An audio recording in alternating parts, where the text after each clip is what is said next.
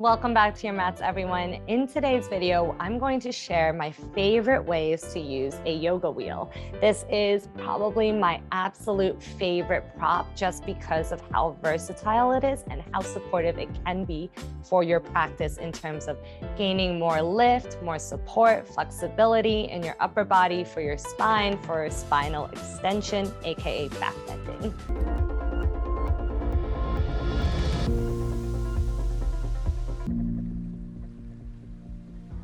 So this wheel I have over here is by Body Wheel. There are many different types of wheels. I like this one just because it is on the wider side. It's a foam base, and there's also a groove in multiple locations strategically placed for your hand placement. Now, all that being said, if you don't have a body wheel, that's absolutely fine. You can still practice a lot of these exercises with any old wheel. To get us started, the very first pose is the classic wheeling behind your thoracic. So what's really nice about this, and the height of the wheel is going to differ depending on your flexibility, right? If you don't have a very open back, a foam roller is probably going to suffice here. You can interlock your hands behind your head and just start to play with the different levels of extension here, seeing where you can feel a nice stretch and opening in your shoulders, in your pectoral, in your thoracic. And when the hands are cradling the occipital, the back of the head like this, you're nice and supported in your neck, so there should be no over compression or discomfort here. Seeing if you can breathe into it. And as you gain more flexibility and mobility in your thoracic, seeing if you can even use your breath to feel as though your chest were lifting away from the wheel.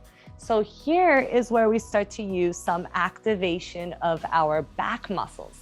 The upper back muscles not only stay passively stretching, but you can think about lifting your chest upward by squeezing your shoulder blades down, right?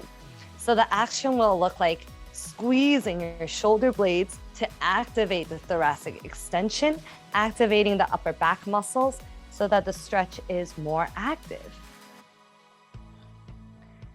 Other variations of this thoracic stretch include grabbing onto the sides or the edges of your wheel. And again, if you have the body wheel, you can play with the different grooves here for a different level of stretch. The more you walk the hands towards center, the more stretchy it gets, right? And again, I find myself exploring with the wheel at different levels of the spine to find what really feels good or what really feels like it's being engaged. The final variation of using this wheel at the upper back is when the hands can hook underneath a couch. Careful here not to let your elbows go wide. That can create impingement on the shoulders, but hug the elbows in rather. So thinking about your biceps towards your ears, spinning the inner creases of your elbows down, right? So it's the same overhead extension or even your down dog extension of the elbows facing behind the head, the armpits wrapping in towards the face, creating a little bit more space in that shoulder girdle for better stretching. Thinking of, again, straightening your elbows, pushing into the surface or whatever you're hooking your fingers under, and activating the upper back to lift the chest upward away from the wheel. As you do so, navel in towards your spine to sit your hips downward. For the final wheel exercise of this variation, it's going to be hands to opposite elbows, lifting shoulders up, and then lifting the hips up, hooking your elbows to the surface of your couch, and then using the surface almost like an assist, right? Gentle hands pressing your elbows down, or at least supporting them to stay down as you control the level of extension by sitting your hips towards the wheel. This is very similar to hollow shape for your forearm wheel. And of course, the closer the forearms come down to the floor, the deeper the extension. So if you're using the foam roller, you can simply take it to the upper back, hands behind the head, allow yourself to open. And again, you can play with the different levels of where the foam roller lays on your back to feel the stretch. You can also additionally hug your elbows in and feel more activation of the thoracic pulling off of the foam roller. Play, right? Open, close, up, down. Explore to see what calls to you most. Exercise number 2 includes using your wheel for any sort of asymmetrical back bend or hip extension. And what's really nice about the wheel is that it provides information about your pelvis, so that if your pelvis is open, then you'll know because it'll be lifting away from the wheel. But if your pelvis is square, if your hips are square, you'll also know because you have the information of the wheel to provide that symmetrical squaring of your hips. So with your wheel, you can try in a low lunge, placing it just at the hip bone, supporting yourself here and feeling for the rotation of your hips, seeing if you can find a bit more neutral and symmetrical squaring. Staying lower, less extension. Lifting higher, the wheel also provides information for you to activate this back thigh, thinking of pressing this left hip forward. And at the same time, you can activate the back glute to drive the hip down and forward into this wheel. Then with the support and the stability of the wheel, wrap your right hip back, and you can even grab onto the wheel, grab onto your thigh, and pull the chest forward for extension, right? Staying here, or lifting up higher, or even using the wheel to activate a circular energy to lift up, right? Chest forward into the wheel, lifting, lifting, lifting, up, up, up, up, up, up, up. Using the wheel to pull. At the same time, hip forward.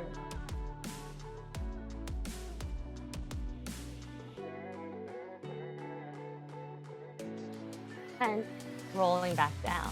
So the wheel provides not only stability, information, support, also a means to traction, pull, and activate. Not only can you use the wheel in lunge formation, but you can also use it in pigeon, right? Placing it here and maybe underneath the rib cage to feel for more squaring of your upper body, your torso even.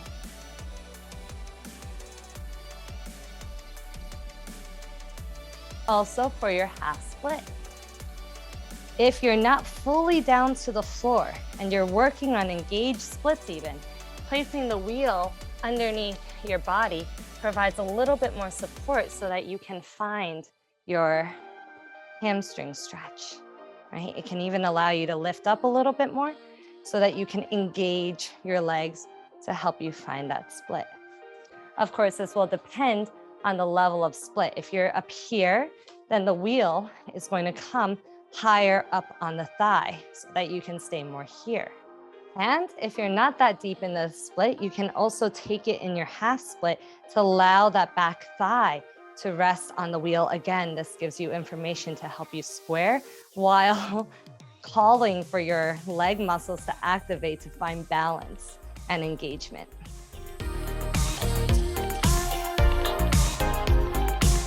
The final exercise is a way to practice your thoracic muscles rolling up. So here we can take the forearms to a wheel, and then we can practice rolling ourselves up. This allows us to use our arms and the upper back muscles a little bit more. Now, a few points to keep note of here. I'm keeping my hips low down to the floor so that the hip bones stay down and the outer hips are turning down, right? You can think of neutral rotation in your femurs so that your heels aren't turning in and they're not pointing wide. They're just pointing straight up. Playing with the degree of how high you lift for the different parts of your upper back that you're trying to target and strengthen. The higher the wheel comes up on your elbows or your arms, the deeper the thoracic extension. Breathing in on the down and exhaling to roll. Engaging upper back muscles, maybe rolling all the way up. And with control, rolling all the way back down. To modify, you can also use a foam roller under your forearms. And this will keep you much lower to the floor for that more functional variation of Sphinx pose. So here, again, we can really activate in our upper back muscles by pulling and dragging the chest up. Maybe play with legs together, which is a little bit more challenging, but also helps to force your femurs towards more neutral rotation.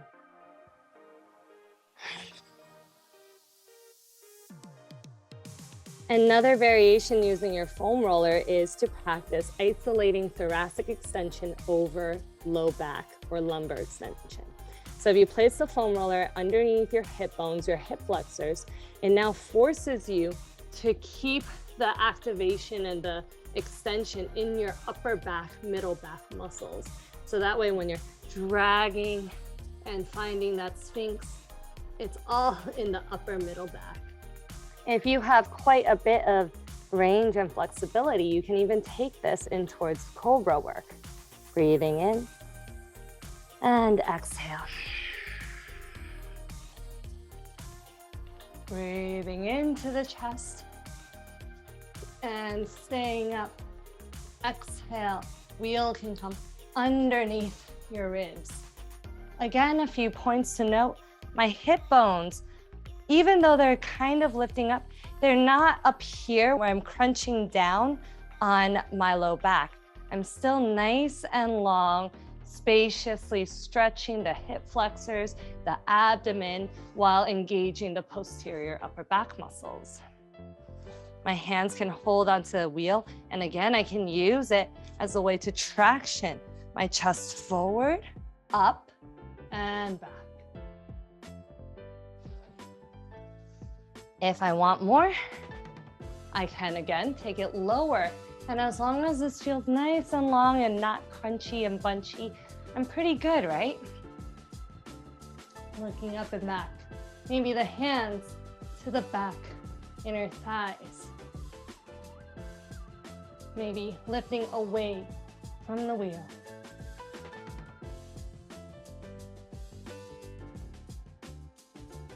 This can also move into feet to your head. Really, really full extension before I even bend those knees, right? Lifting up, looking back, strong upper back, looking for my feet, then feet. And with control, roll back, down. Now you do want to make sure that you're warming yourself up before you're taking it into a deeper posture. I probably should have warmed up before doing that.